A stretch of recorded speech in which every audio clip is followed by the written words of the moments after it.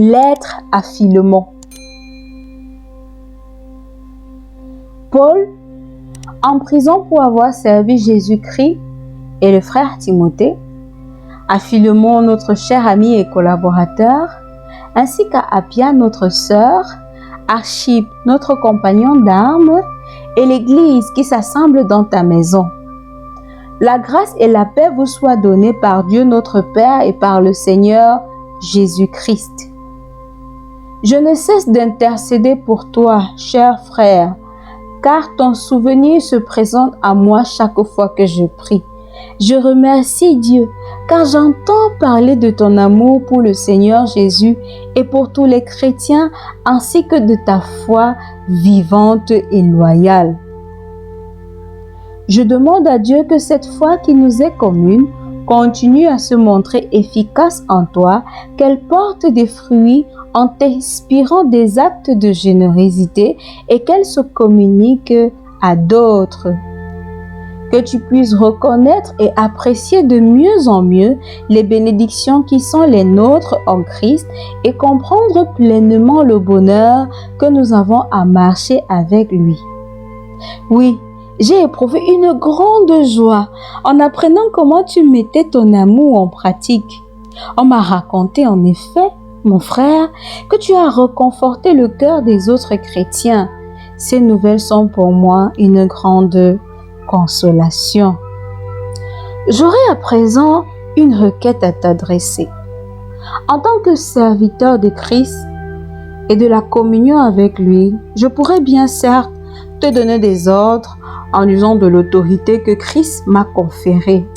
J'aurai le droit de te prescrire ce que je considère comme ton devoir.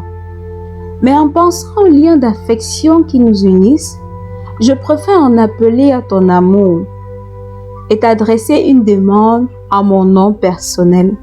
Oui, celui qui te présente cette requête, c'est Paul, un vieillard, et de plus, maintenant, un prisonnier à cause de Jésus-Christ.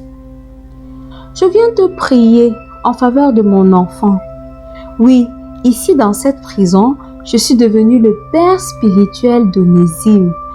Oh, je sais que jadis, il n'a guère fait honneur à son nom et qu'il était plutôt propre à rien.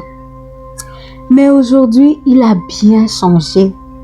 À l'avenir, il te sera certainement très utile, comme il est maintenant pour moi. Je te le renvoie donc, bien qu'il soit devenu comme une partie de moi-même. Je l'aurais volontiers gardé auprès de moi. Il aurait pu m'assister en ton nom dans cette prison et me rendre les services que tu aimerais me rendre toi-même pendant que je porte ces chaînes à cause de l'Évangile. Je n'ai cependant rien voulu entreprendre sans ton assentiment. Si tu veux m'accorder une faveur, qu'elle soit libre et volontaire, et que tu n'aies pas l'impression qu'on t'a forcé la main, tu dois pouvoir être généreux de plein gré et accomplir de bonnes actions spontanément. D'ailleurs, qui sait, peut-être Onésime t'a été retiré pour un temps afin que tu le recouvres pour toujours. Et il te revient, non plus simplement comme un esclave, mais bien mieux, comme un vrai frère.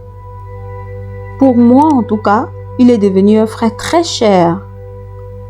Il le sera encore plus pour toi, à double titre, comme serviteur dans ta maison et comme chrétien, serviteur du même Seigneur. Si donc tu me tiens toujours pour ton ami, accueille-le comme tu me recevrais moi-même. Si tu estimes avoir été lésé par lui ou s'il te doit quelque chose, porte-le sur mon compte. J'écris ce qui suit de ma propre main pour servir de reconnaissance de dette. Moi, Paul, je m'engage à rembourser cette dette. Je ne veux pas te rappeler ici que tu es toi-même mon débiteur et que tu me dois tout ce que tu es. Oui, frère, puisque nous sommes unis dans le Seigneur, j'aimerais bien en profiter pour te demander le service de l'accueillir. Fais-moi ce plaisir. Tranquillise mon cœur pour l'amour de Christ.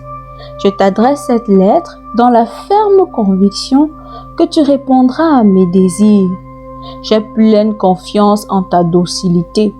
Je suis même persuadée que tu feras encore plus que je ne demande. J'ai encore une requête. Prépare-moi ta chambre d'amis. J'ai bon espoir que vos prières seront bientôt exaucées et que je pourrai revenir chez vous. Épaphras partage ma captivité à cause de Christ. Il te fait bien saluer.